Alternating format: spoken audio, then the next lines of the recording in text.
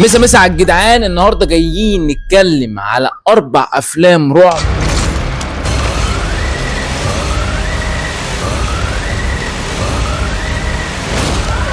فعلا افلام والله يعني ملهمش وصف. فلو بتخاف يا ابن الناس قبل ما ندخل ونبدا ونشرح كل فيلم بيتكلم في ايه والفيلم ميزانيته كده قد ايه وفكره الفيلم وقصه الفيلم، طبعا بدون حرق، يعني انا بس بقول لك ملخص بشدك للفيلم عشان انت تروح تتفرج عليه.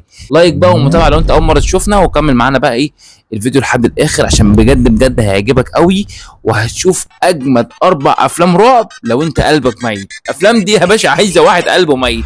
قلبك ميت كمل معانا لحد الاخر. 911, what's your emergency? He's acting crazy. He killed all the others. Don't kill the others. هنبدأ يا جدعان برابع فيلم. انا بادئ معاك بالاقل اقل دموية. اسم الفيلم القرد المتوحش. الفيلم ده يا جدعان اتعرض يوم 21/1/2026 في اول السنة. كانت ميزانية الفيلم دي بتتكلم في 21 مليون دولار ل 24 مليون دولار. بالفيلم بقى على كده حقق كام؟ لحد ما انا بكلمك دلوقتي الفيلم محقق 41 مليون دولار. يا عيني على الارقام، ارقام النهارده تسمع ارقام بالملايين بصراحه. قصه الفيلم بتتكلم على ايه؟ مع لوسي قررت في يوم انها تاخد اختها الصغيره وتاخد اصحابها ويروحوا يعيشوا في بيت العيله. بيت ده جميل، بيت قصر كبير جدا وسط غابه معزول، يعني بتقعد فيه براحتك يعني تقضي يعني وقت جميل، وقت راحه حلو. والبيت ده كان فيه يا جدعان شمبانزي اسمه بين. شمبانزي ده كان ذكي جدا جدا، وبص انا عارف هو بيعمل ايه. ففي يوم من الايام الشمبانزي دوت احنا قلنا البيت ده وسط غابه، فالشمبانزي عادي كان بيطلع بره البيت يروح الغابه ويرجع يرجع تاني. فهو في يوم راح الغابه اتعض من حيوان، فالحيوان ده سبب لبن سعار، وبسبب السعار ده يا جدعان بن اتحول لوحش مميت، ما بقاش يفرق بين اللي هو بقى بين صاحبه وحبيبه وبين عدوه. It's me, Lucy. It's okay. ولوسي واصحابها ما بقاش عارفين يعملوا ايه، وعاشوا فعلا اسود ايام في حياتهم. الفيلم ده يا جدعان جامد جدا جدا، انا هقيمه لك يعني بص كده بالصلاه على النبي 7/10. فيلم دموي قوي في مشاهد مرعبه، فاجري على طول روح اتفرج عليه. بس قبل ما تجري صلي على النبي ورزعنا بقى لايك حلو كده عشان لسه في 3 افلام اخطر من بعض. I love you. I love you. I love you. I love you. الفيلم التالت يا جدعان هو فيلم ابسيشن الهوس. الفيلم ده يا جدعان جامد اخر جمدان. الفيلم ده يا جدعان اتصرف عليه 750 الف دولار، حتى مش محصلين مليون دولار. طب الفيلم ده بقى يا معلم جاب ايرادات قد ايه؟ جايب 475 مليون دولار في العالم كله. متخيل الرقم عامل ازاي؟ ميزانيه مرعبه، ده داخل على نص تريليون دولار. الفيلم يا جدعان بتتكلم عن شاب اسمه بير معجب جدا جدا ببنوته اسمها نيكي. اسامي بص اسامي كلها قله ادب، يعني استغفر الله العظيم. بير ونيكي يعني حاجه قله ادب، يعني استغفر الله العظيم، يا رب سامحني يا رب. فده بيحبها ومعجب جدا جدا بيها. بس انت عارفين بقى لما الشاب بقى بيبقى ايه معجب بواحده ومكسوف ومحرج ان هو يروح يقول لها اصل انا معجب بيكي وبحبك والكلام ده كله. ففي يوم من الايام شاف اعلان لشركه من الشركات في منتج هي بتبيعه، بتقول لك المنتج دوت فيه امنيه، بس قبل ما تكسر المنتج او قبل ما تاكل المنتج بتتمنى الامنيه وبعدين ايه بتكسر المنتج ده. فالراجل دوت بير قال يا طب وعادي ايه المشكله يا عم، هي كده كده خسرانه يعني معلش، جت ما جاتش خلاص عادي مش تفرق يعني. ففعلا عمل الموضوع دوت وكسر الشوكولاته ديت، واتمنى ان هي نيكي تبقى هي بتحبه بتعشقه، وفعلا الامنيه حصلت في وقتها. وبير يا جدعان كان فرحان جدا جدا ان خلاص بقى نيكي اللي كان بيتمناه خلاص لقاه. بس عايز اقول لك ان الحلم ما بيكملش. بير ده شاف اسوأ ايام في حياته. عارف انت الحب الجنون ده، الحب لما تحب واحده بتحبك حب جنون مش عايزك تبص ولا هنا ولا هنا ولا هنا. هو ده بقى اللي حصل مع مين؟ مع البنوته القمر نيكي. نيكي بقت اي حد يفكر بس يبص البير كانت بتقتله. عايز حاجه تاني؟ مش تروح تشتكي وهتروح تقول له ما تبصش، لا تروح تقتله على طول. هي جابت النهايه خلاص على المشوار بدري بدري. فالمعلم بقى بير ملقاش حل في الموضوع ده، يا اما يكمل مع نيكي بنفس النظام ده يا اما يموت نفسه. وفعلا اللي حصل حصل بقى. انا مش هقول لك بقى مين اللي مات ومين اللي عاش، روح بقى شوف الفيلم ده. فيلم يا جدعان جامد جدا بجد بجد. في مشاهد عايز اقول لك يخرب بيت الرعب. البنوته اللي عملت نيكي دي بجد ممثله مرعبه جامده جدا جدا. في مشاهد يا جدعان تشوفها تقول ايه ده، هما في الفيلم علق ولا ايه؟ لا مشاهد بتضحك لك كده وبشكل مرعب. انت ذات نفسك هتخاف، لو انت ما بتخافش هتخاف. Don't worry, Grandma. It's fun to be dead.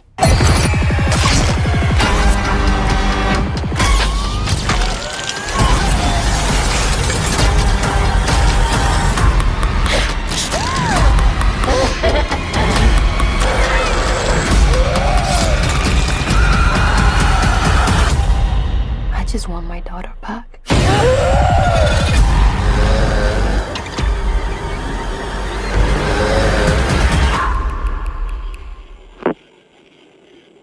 اسم الفيلم يا جدعان ليه قوانين ذا مومنز، يا رب يكون نطقت الاسم صح. انا بص بكره الافلام الاجنبي دي بسبب اساميها بصراحه.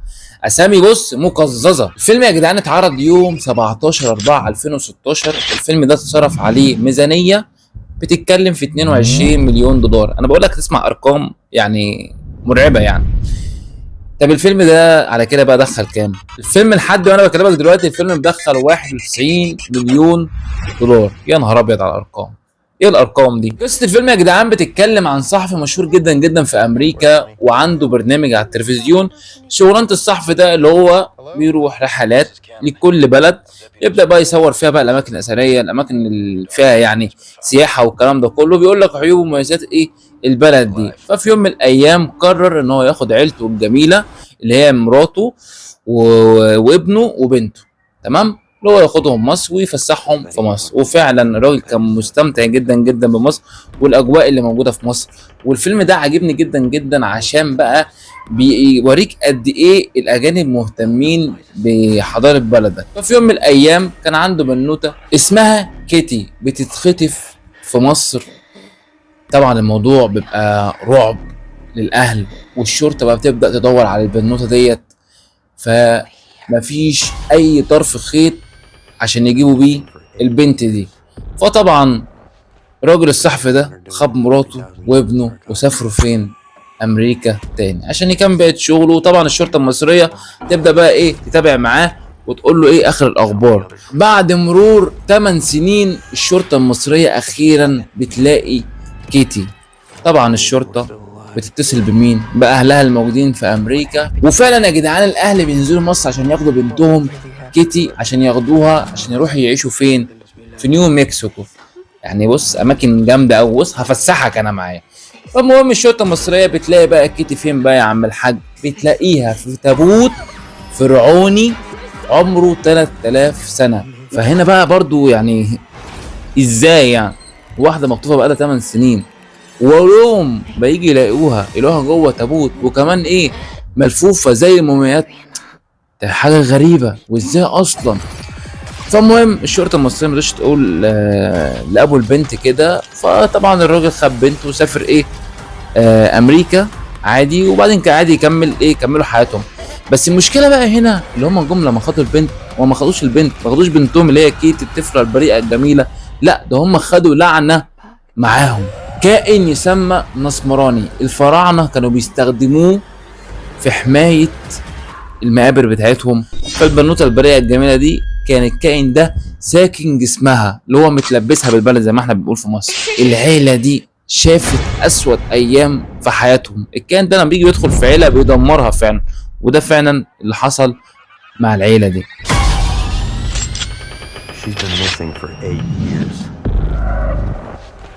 الفيلم ده يا جدعان بجد هيوديك في حته تانية خالص علشان معظم الفيلم متكلمين باللهجة المصرية وجايبين مشاهد موجودة في مصر. فبجد فيلم بيتكلم على تاريخك لازم تروح تبص عليه بجد بجد في حتة تانية خالص. والفيلم يستاهل يعني ال 92 مليون دولار دول واكتر من كده. بس هل بقى مصر خدت منهم حاجه؟ على الله ان شاء الله. مصر ما خدتش منهم غير بس اسم الفراعنه بس اتذكر بس في قلب الفيلم، وصدق الله العظيم.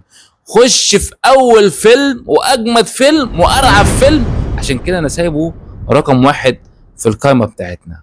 لو بتخاف صدقني ما تكملش بعد كده.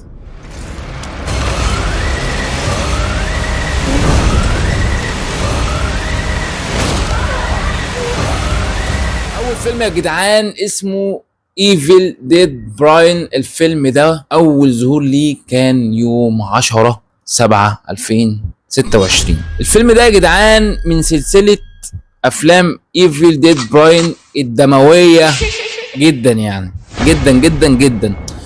قصة الفيلم حلوة قوي وجامدة جدا جدا. احنا يا جدعان هنتكلم بس على اخر فيلم نزل في السلسلة، مش هنتكلم على السلسلة كلها عشان السلسلة بس كلها اجمل من بعض، بس احنا هنتكلم بس عشان الفيديو ما يطولش اكتر من كده. الفيلم ده يا جدعان جايب يوم اول ما نزل يوم 10/7 جاب بس في شهر واحد جاب 66 مليون دولار، يعني رقم مرعب. طب هل بقى يا جدعان الفيلم ده يستاهل الرقم المرعب دوت في اول شهر بس؟ وغير كده الفيلم ده مصروف عليه 20 مليون دولار. لا بقى احنا نخش نشوف الفيلم ده بيتكلم في ايه. الفيلم يا جدعان بيبدأ معانا مع بنوتة اسمها ارمينيا.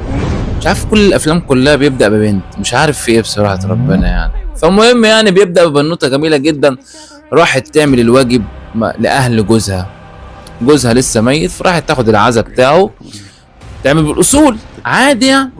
فالمهم يا سيدي قاعدة معاهم في امانة الله شافت كتاب بالصدفة، كتاب شكله غريب منظره اغرب، ففضولها البشع خلاها تقرا الكتاب ده. وهي بتقرا الكتاب ده بالغلط حضرت تعويذة مرعبة قادرة انها تخلي حياتها وحياة اهل جوزها في جحيم، وده فعلا اللي حصل. الكتاب اللي هي قريته ده كان كتاب الموتى، وبالغلط يا جدعان فتحت باب عيلة جوزها دي قفلته بالدم.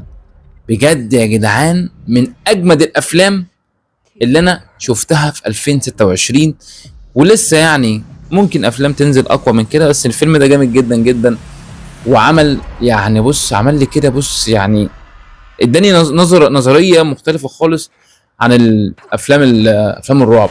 بص هو عموما ايفل ديد براين كل سنه بتيجي تنزل فيلم بتنزل فيلم يعني فكرته غير التانية، وبيديك برضو نظريه في حته تانية خالص عن الرعب. هو بيبقى فيلم دموي جدا جدا، فلو بتقرف وبتخاف والكلام ده كله فممكن تتفرج على الافلام التانيين وتسيب ده ما تتفرجش عليه.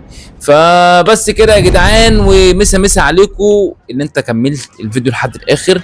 وقول لي بقى رايك في قلب الفيديو في قلب الكومنتات، وقول لي اكتر فيلم انت بتشجع انك انت تتفرج عليه. ولو حابين نمسك كل فيلم لوحده كده ونعمل له فيديو وننصص الفيلم ده كده ونلخصه اكتر برضه مفيش اي مشكله خالص. واسيب لك حسابي بتاع التيك توك وهتلاقيه تحت في قلب صندوق الوصف. عايزين بقى نوصل بقى 2000 اخ واخت بقى، وروح هناك بنزل فيديوهات جامده جدا وهتعجبك قوي. واعمل هنا برضه متابعه عشان هتنزل ان شاء الله هننزل افلام اقوى من كده بقى، اكشن وكوميدي وعربي واجنبي وحاجه يعني فوق الجمدان. ومسا يا جدعان، واهم حاجه صلى على النبي.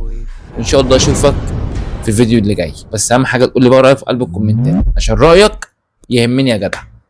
سلام.